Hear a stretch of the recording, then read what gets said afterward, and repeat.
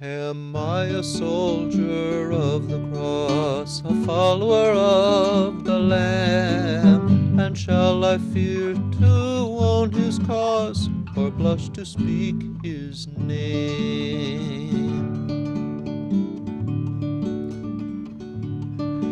Shall I be carried to the skies on flowery beds of ease, whilst others fought to win the prize and sailed on bloody seas?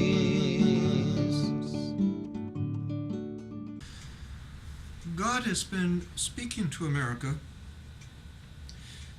pretty powerfully. Now, you might think that God's message to us is not particularly clear if all you do is mention certain events like Hurricane Katrina or the jets slamming into the Twin Towers on September 11th, 2001. But when you look at dozens of details of these two events and others and compare them with events in other parts of the world and look at the timing and then compare them with scriptural prophecies, you can begin to get a picture that God is actually speaking very clearly and very precisely that there's something we need to change in the way we do things here in America. Now, you might still think that if all you do is look at those two events, you might still think God's message is still not very clear about exactly what we need to do to please God or to escape these judgments. And so I'd like to go over a few things that I see in Scripture that God insists that we do. And I want to show you how our failure to do these things is precisely the reason that these judgments have come upon us, which are prophesied and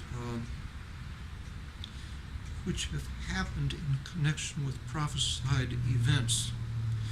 And I want to explain to you how not only is there this logical connection, do we see an effect following a cause, but I want to explain to you why it's that way.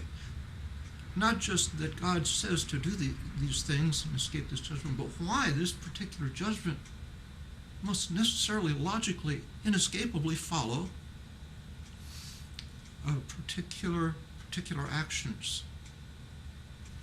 There are three categories of events I want to tell you about where you have to be a man of great faith that there is no God in order not to be overwhelmed with the precision of the so-called coincidences. One is Hurricane Katrina, and over a dozen ways the events of that tragedy mirrored the destruction that we brought upon Israel as we pressured Israel to give up land for so-called peace. Another event is the 9/11 tragedy, and a couple of dozen ways that precisely fulfills prophecies in Isaiah 9, verse 10. This was what I'll be doing is summarizing a book called The Harbinger, and a third way, a third area is this trial of Scott Roeder, and about half a dozen, maybe about a dozen miraculous coincidences in that case to indicate God's interest in that case. I apologize for bringing this message to you through such an uninteresting messenger, wish I could present it with someone who's really good looking, younger, and have flashing lights and an audience of 1,000 people, so that the camera could pan out there and look, see how intently interesting I am. I don't have any of these things. I do have a strong desire for America, that she be saved from these judgments that are prophesied. And I want to tell you also about some hope that I see in Scripture for America. But meanwhile, there's some things we need to change. Well, first, here's some information about Hurricane Katrina. Now, I'm going to share this little dialogue I had on Facebook with some friends about promoting Condoleezza Rice as a vice presidential pick for Governor Mitt Romney. It starts off, what do you think of Condi Rice as a VP running mate? I think she would be terrific, someone says. Another says, she's incredibly good. I said, her orchestration of Israel's withdrawal of considerable land was, I think it was Gaza, was followed within days by Hurricane Katrina. There is a book that links the greatest U.S. disasters to pressure by our presidents against Israel. Rice did not appear repentant after Katrina. Her intelligence is impressive, but not her wisdom, at least not about Israel. Another person says, but wouldn't you agree that Condi Rice would be a vast improvement over the incumbent VP, Joe Biden? I said, sorry, no, it's a visceral reaction, perhaps not subject to reason. As I watched the headlines unfold, with Condi doing exactly what Scripture warns against doing to Israel, and her action was instantly followed by a turning of Katrina towards New Orleans. Landed about a day or two later, also just before a scheduled sodomite Mardi Gras, and I shudder at the thought of Condi Rice at America's helm. Well, I didn't have my facts remembered exactly, so another person said the withdrawal plan was adopted June 6, 2004. Katrina was in August. So I looked up the history a little bit and I corrected. The withdrawal plan was only a milestone in the pressure. The pressure continued right up until the withdrawal itself, which was the week before, according to, here's a website address, WND.com, 2005, September 32nd, or September in the 32196. Okay. Which, and this article also says that after the event, Bush praised the withdrawal. Even without God's judgment, the whole concept of withdrawing for peace was as dumb by foresight as it has proved in hindsight. A search for Condoleezza Rice, Katrina, and Israel turns up 7.6 million results. 10,000 Jews were displaced by withdrawal, 1 in 50. 500,000 Americans were displaced by Katrina, 1 in 50. Gaza was Israel's southern coastal region. After Katrina, America's southern coastal region lay in ruins. The withdrawal was pushed by Bush from Texas and Condoleezza from Alabama. Katrina devastated much of the region in between. On the day Katrina hit, Israel began the most controversial part of the withdrawal, removing buried bodies from graveyards. During Katrina, bodies and their coffins were seen floating in the waters. For several more coincidences like that, see, here's this website again. WND.com/2005/09/32196.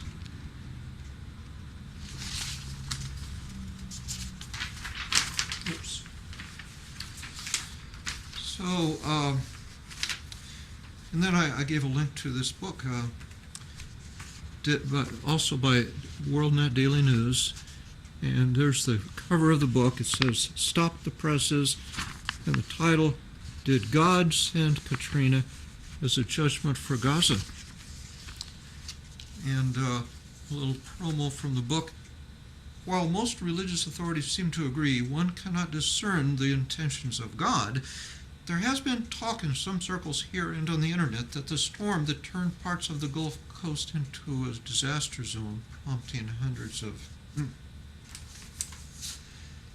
the end of that little promo. So another person says, "Excuse me, but trying to link Condi Rice and Hurricane Katrina is not only a stretch, but a dark fantasy. First of all, hurricanes happen every year, some years more than others. Katrina by itself did not do the damage nor kill the people that died. It was the failure of badly built flood protection that caused most of the damage and casualties. Few people would have died if the incompetent and criminal mayor and governor of the city and state had done their jobs. They didn't, and people died.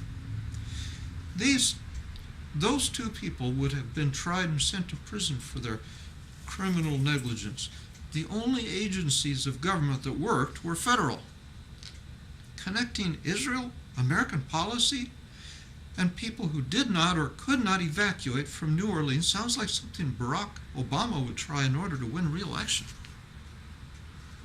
So I answered, "Well, I admit that this connection between Rice and Katrina makes as little sense as the connection between creation and the Creator. Apart from a faith that God exists and that God cares about the evil we do to each other and justly punishes us with what we have done to others. It is only this faith that allows me to view the remarkable parallels between function and intelligent design, in the case of evolution or creation, or between the devastation to Israel through Rice and the devastation to the U.S. in the case of Katrina, and perceive all this as obvious fulfillment of God's curse upon all nations which obstruct Israel in Genesis 12, verse 3, instead of as coincidences.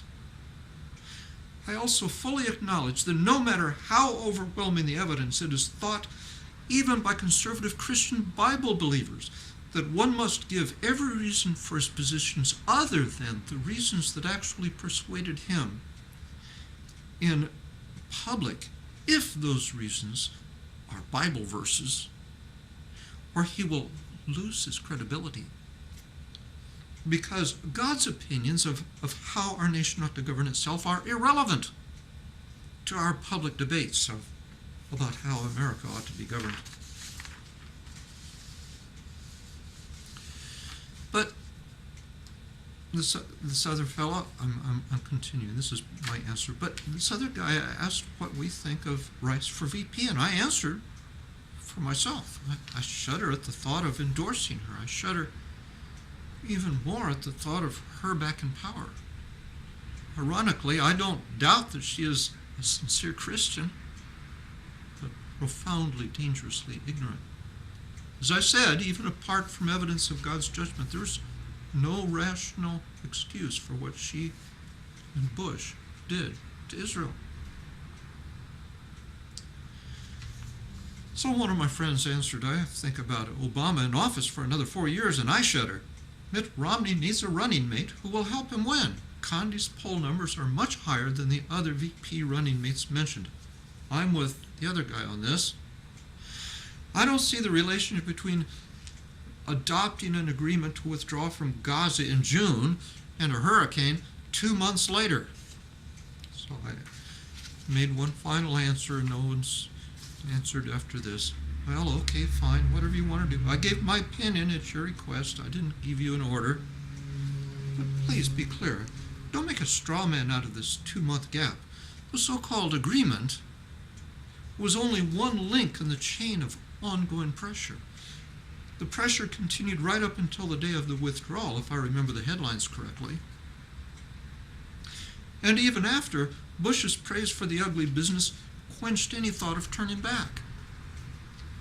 The so-called coerced agreement isn't when the damage was done to 10,000 Israelis. The damage was not just 2 months in the making, but years in the making. Just as the conditions in New Orleans that made Katrina much more lethal than it might have been were years in the making. The parallel is between when the uprooting actually occurred, one right after the other, and an amazingly precise proportion. Next, I want to, before I talk about the Harbinger, summarizing that book and DVD set, which goes into into a couple of dozen details of surrounding the events of 9/11. I want to give some of the documentation about God's interest in an abortion case. Scott Roeder, in 2009, May 31st, shot the late-term abortionist George Tiller in Wichita, Kansas, during a church service. Tiller came out into the foyer to have a donut, and there was Scott with his gun. And the testimony showed that he was in quite some time preparing for this event. He did not pick the day. He just came a few times, and this was the first time he had real opportunity to shoot George Tiller. And as it turned out, in 2009, on May 31st, it fell on Pentecost Sunday. And then in 2010, the first anniversary of that event fell on Memorial Day. Memorial Day. The trial began on the 37th anniversary of Roe versus Wade. And that was in the newspaper headlines. And they were saying, wow, well, this is coincidence. Certainly none of the parties wanted this. Certainly the judge, Judge Wilbert,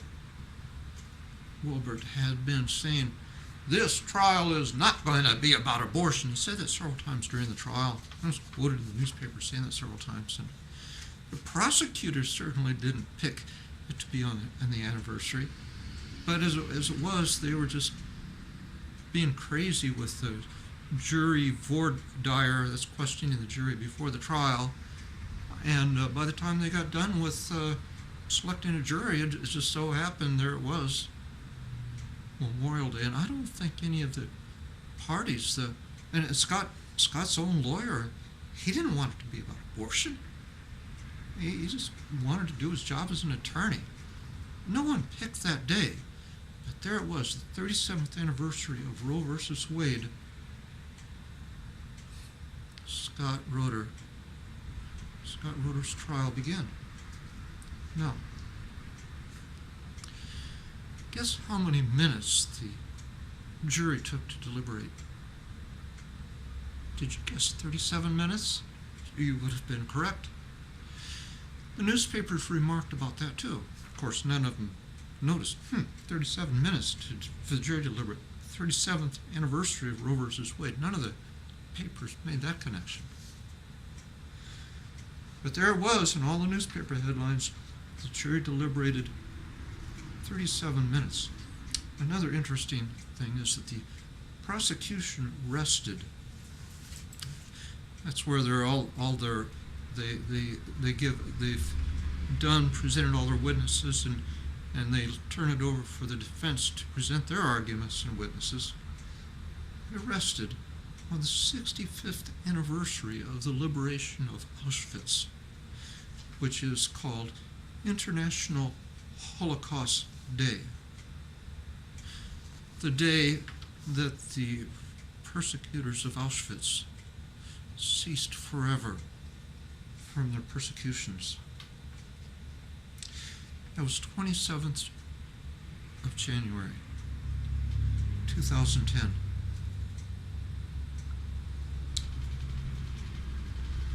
And Scott's sentencing turned out to be April 1st of 2010. It was scheduled earlier, a little bit earlier, and then delayed until April 1st. Well, April 1st is two things. One is it was Holy Thursday, the Thursday before Easter or Passover, the day when Christ took our sentence. And Scott took the sentence of several thousand babies who have not been killed because George Tiller was stopped.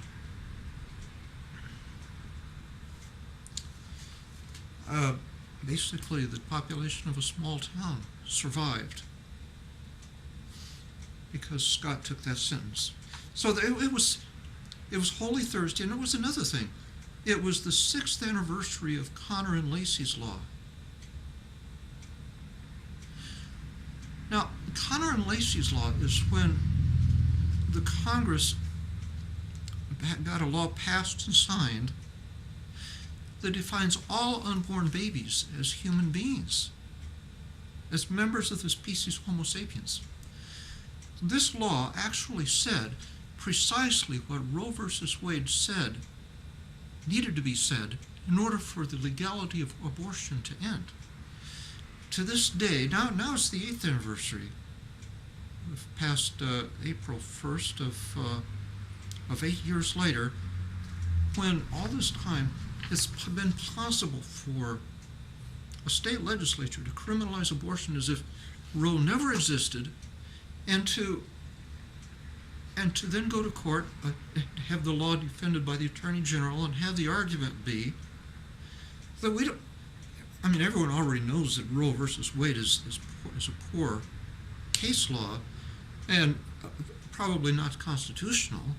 Everyone pretty much agrees with that, but since 2004, it's been possible to argue that we don't even have to say that the Supreme Court was wrong or that Roe versus Wade should be reversed, because it's Roe versus Wade itself that authorizes its own collapse. So Roe versus Wade said, if it's ever established that these unborn babies are human beings, or persons, then of course, Roe versus Wade used the words, of course, the case for legal abortion collapses. But so he was sentenced on the 6th anniversary of this law. And of course, it was April 1st, the day we set aside for fools. Infanticide, I dare say, is not where reason rules. And there's several other times when the judge was trying to say George Tiller, and he slipped the tongue and he said George Killer. Now, it wasn't just the judge did it. The prosecutor did it. The defense attorney did it. And the anchor on in-court TV, let's see, it used to be called Court TV, now it's called, is it True TV? In Session. The anchor did it. Let's see, what else?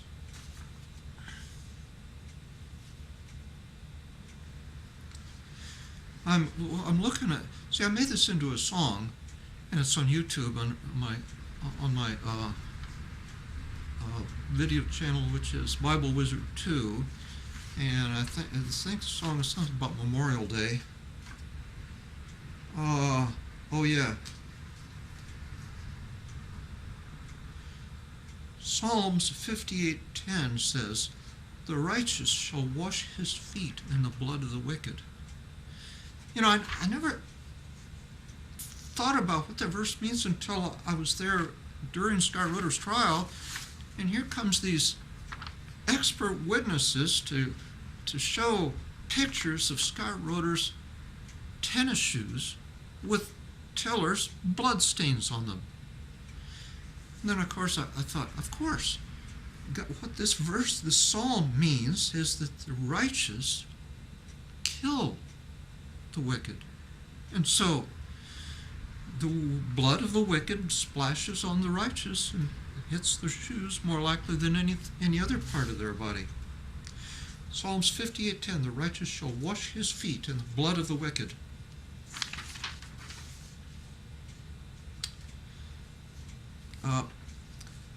The biblical meaning of 37.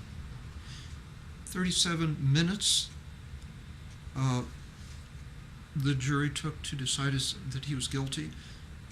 The 37th anniversary of Roe versus Wade is when the trial began. 37 in the Bible represents military victory by the power of God. 37 was the number of King David's mighty men, according to 2 Samuel 23, verses 8 to 9. 37,000 was the number of the warriors of the tribe of Naphtali, which means, the name Naphtali means wrestling. That's 1 Chronicles 12, verses 34. That was in a later census. There was 9 or 10 censuses recorded in the Bible throughout Israel's history. That was one of the last. The 37th book in the Bible is Haggai. Its 37th verse is Haggai 2, verse 22, "And I will overthrow the throne of kingdoms, and I will destroy the strength of the kingdoms of the heathen, and I will overthrow the chariots and those that ride in them, and the horses and their riders shall come down, every one by the sword of his brother." The 37th chapter of the Bible is Genesis 33. It is about Joseph's brothers taking him by force to sell as a slave into Egypt, which God later used to save many souls. Genesis 45, verses 5. Somehow I want to summarize this 2-hour video here in just 2 or 3 minutes. Isaiah 9:10 reads in the King James,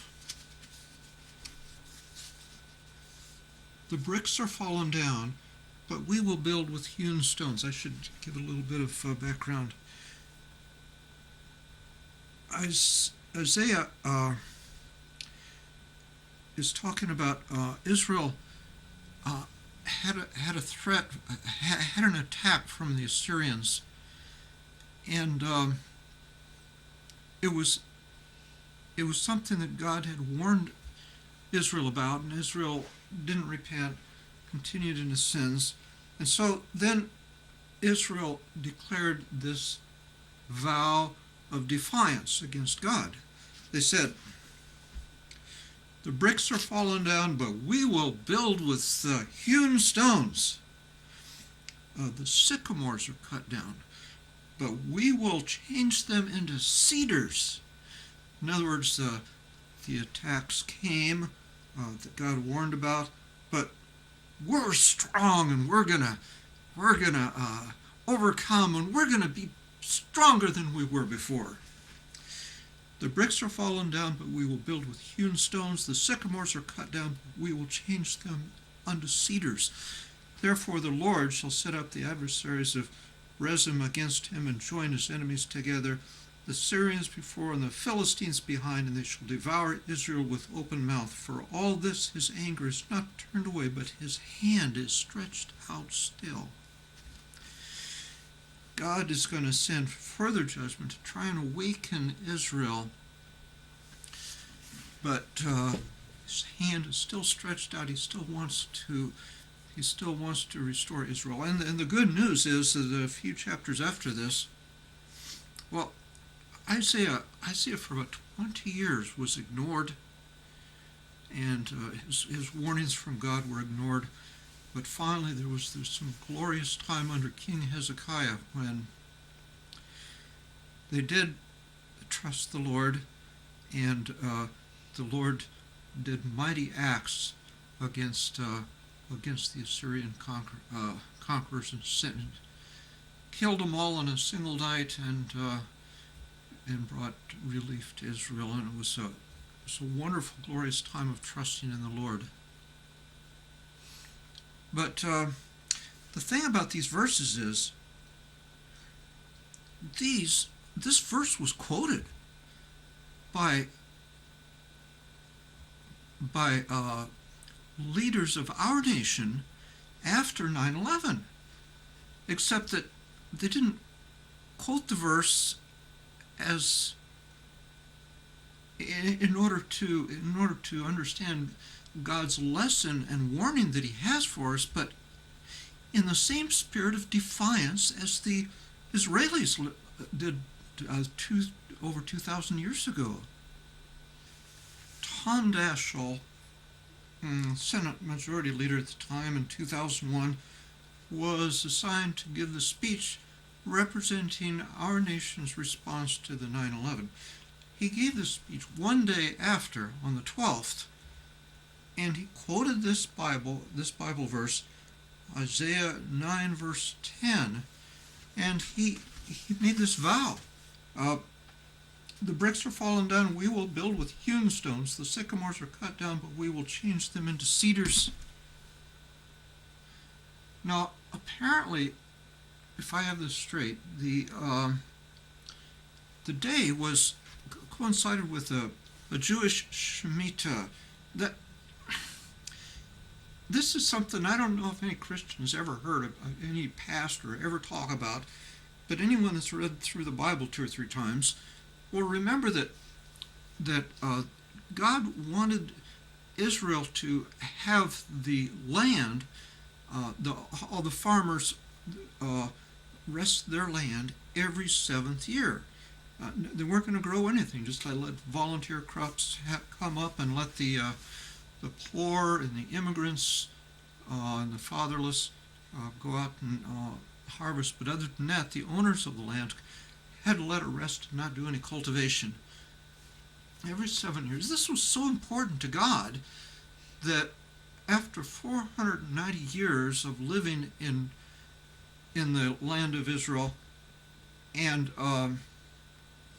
never observing this 7th year of land, God said, God put them into captivity in Babylon for 70 years and said, now the land can rest. 70 years represented all of the Shemitahs that they had omitted. So apparently Tom Daschle's speech fell on a Shemitah. Now, that was the beginning of this 7-year period. The end of this rest.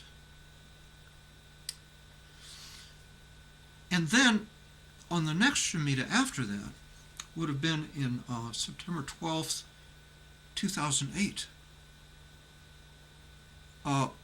It was you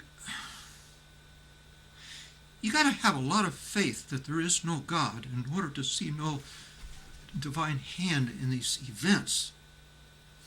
These so-called coincidences are astounding. the next Shemitah was the worst stock market crash, I think, in its history.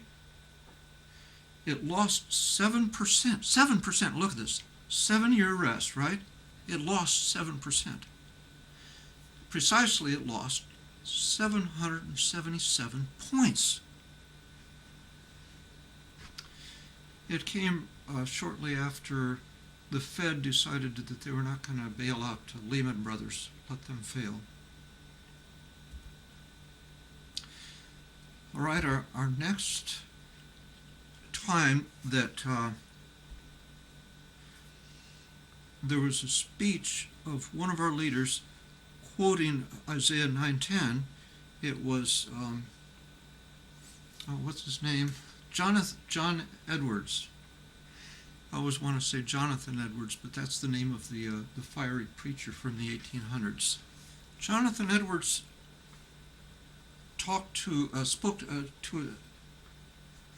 John Edwards, John Edwards, vice presidential candidate, 3 years later in 2004, exactly 3 years, third anniversary, spoke to a Black Caucus prayer breakfast.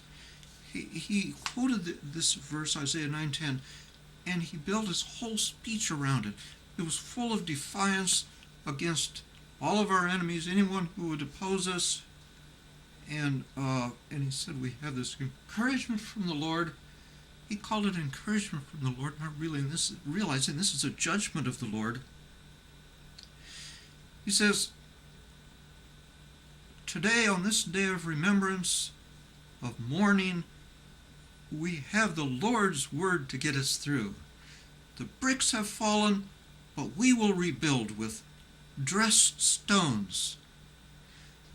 The sycamore has been cut down, but we will put cedars in their place. Now, and in the place where smoke once rose, you and I, we will see that cedar rising.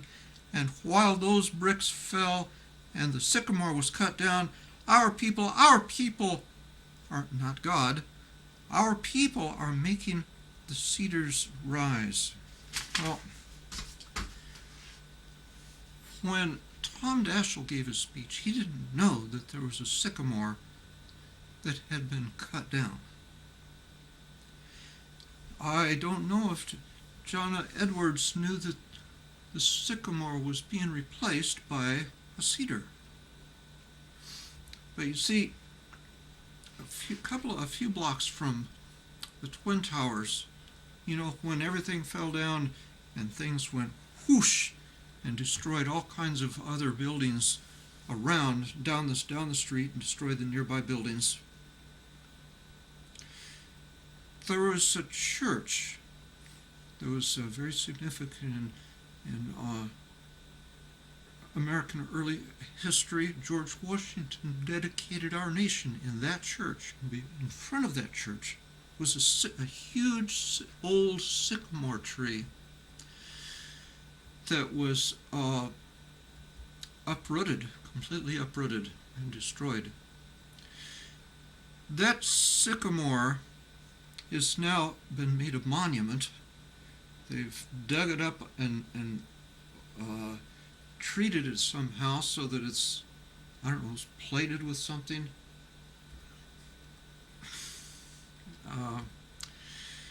Anyway, it's preserved and it's a memorial. So it's not as if these things are, we're not going searching in dark, obscure corners to find parallels. These are things which America is highlighting, and also things which God's highlighted. So, and as for the bricks being replaced by hewn stone, the hewn stone was in the Bible said to be brought out of a mountain somewhere.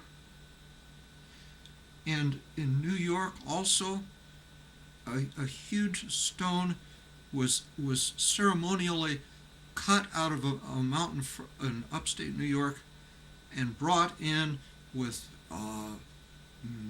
President Bush spoke at the ceremony, and it was and they made this stone a cornerstone and a memorial stone. It was Governor Pataki of New York that gave the speech, I guess not George Bush, and he said at the ceremony where after the crane lowered this huge hewn stone with engraving on it and everything, memorial engraving, into the very same spot where the towers had gone down. He said, "Today we lay this foundation and this cornerstone and this bedrock of the new symbol of American strength and confidence, the cornerstone of this city and our country and our resolve to triumph in the face of terror. Today we build the Freedom Tower." Again, just parroting fulfilling this prophecy. I say prophecy. Initially, Isaiah meant this to apply to Israel. By seeing this being fulfilled in every tiny little detail here in America, we see this obvious that this prophecy is for America too. That sycamore tree, I guess it was the root system. I don't know what they did. They poured brass down into the roots that had been removed or something, ended up with this huge memorial of the root system, the sycamore. And then they replaced it not with what we call a cedar precisely, but in the Hebrew word that our King James translates cedar describes a certain family of trees, and it was a tree of that family which replaced the fallen sycamore. Now the church that the sycamore stood in front of, as I said before, it was the church in which George Washington, that being the church, New York City was the capital of our country at that time. And that church was where George Washington dedicated this country and gave a warning similar to the warning that Solomon did when he dedicated the temple.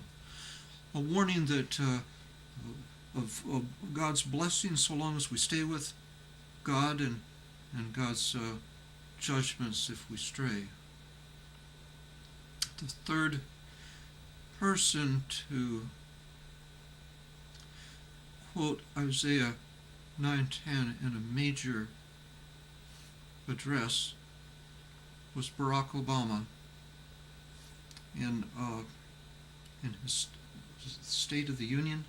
Turns out that the sycamore tree is the symbol of the beginning of America's financial institutions, because it was under the shade of a sycamore tree, then called a buttonwood tree, that 24 men in 1792 got together there on Wall Street to begin Wall Street, to begin kind of financial institution today that we associate with Wall Street. Well, that's I'm going to give up trying to summarize this 2-hour video here, but I encourage you to get it, study it, and take it seriously. God is calling us to repent and to change. Now, as for what exactly we need to do to change, there are many things that we can look in the Bible and get some guesses. We can look at Israel's history and see how many of the sins they had that uh, God called him into judgment for. I want to mention two or three things which I see and I want to explain how I see how these things that we have done are the natural causes of the kinds of judgments that we've experienced. Well, obviously, one of the greatest sins, well, certainly the bloodiest sin in America today, is abortion. And that corresponds to one of the sins that God mentions a lot in the history of Israel, as for the reason God brought judgment upon Israel. They didn't have surgical abortions before birth, but right after birth, it take the children that they didn't want and sacrifice them to Moloch. Moloch was a big brass idol that they'd light a fire under and get the arms of it red hot and then throw their children into those red hot arms, let them die and scream. Here's something God says about. And they built the high places of Baal, which are in the valley of the son of Hinnom, to cause their sons and their daughters to pass through the fire unto Moloch, which I commanded them not. Now look at this. Neither came it into my mind. Does that mean God never thought of it? That they should do this abomination to cause Judah to sin. That's so astonishing that my lava lamp just exploded just as I was reading that. Remember that the second Shemitah after 9/11, the stock market plunged, lost 7%,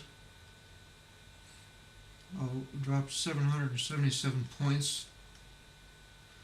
The sycamore, the symbol of our financial history, our strength. If a live sycamore represents our financial strength, what does a dead sycamore represent? Now, look at the relationship between abortion and our financial collapse.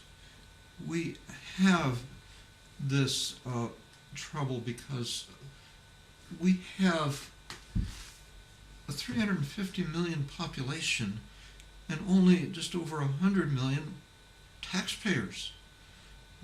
Working people.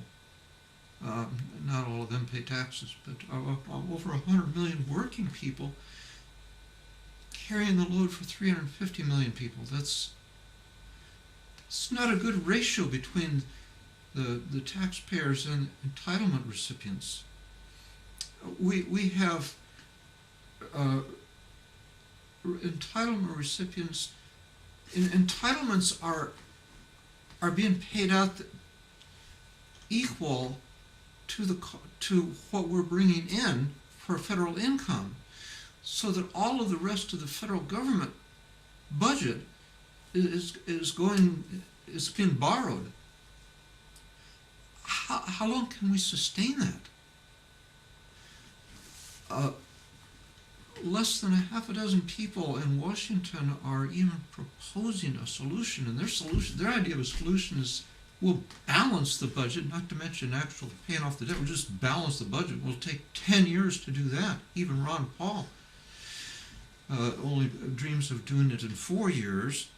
And Ron Paul's assumption is that if you bring back all of our troops from our worldwide bases and engagements, that the Muslims and the Chinese and the Russians will leave the world economy alone.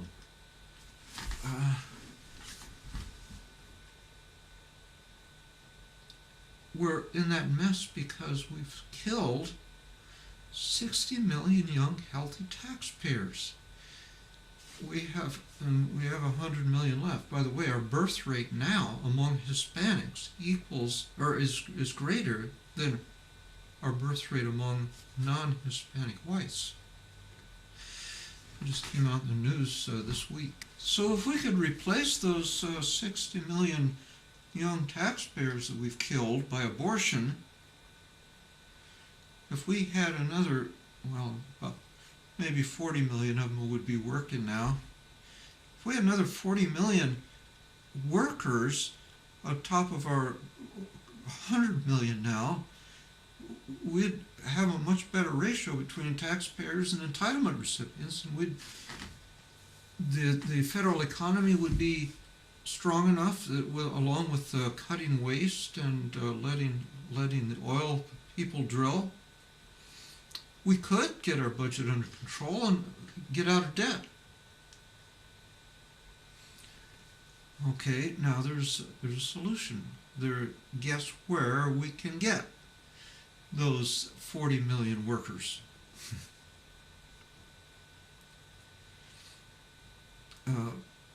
But the Republicans who are most likely to want to finally outlaw abortion again, and at least stop the bleeding, aren't going to want to hear this solution.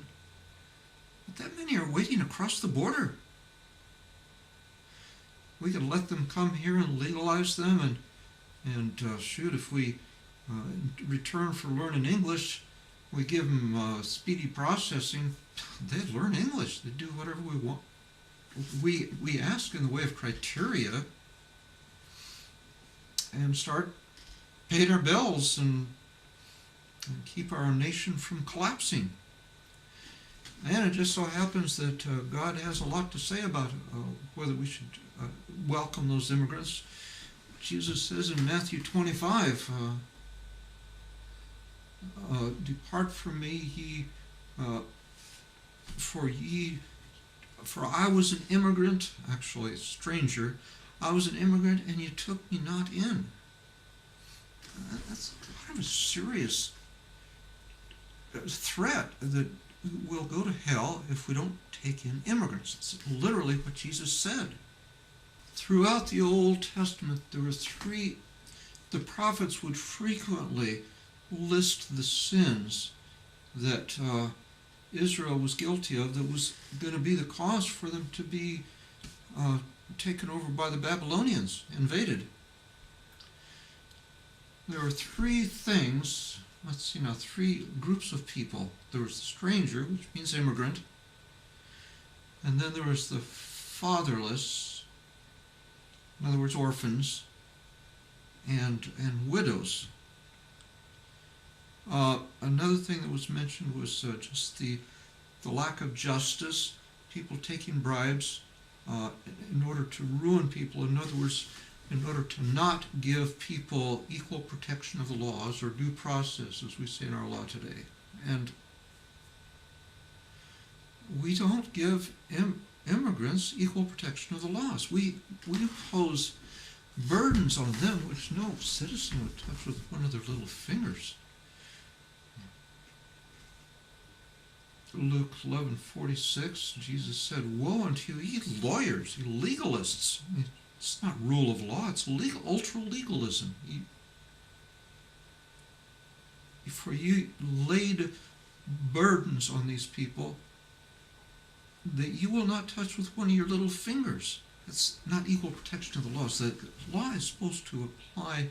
The rule of law means, historically, a law that's applied to everybody equally. Everybody that's under the law. I think you can safe to say that immigrants are under the law. We seem to be able to arrest them and deport them all right. We need them. And the fact that we're refusing to take them in is a direct cause of our we're about to sink as a nation.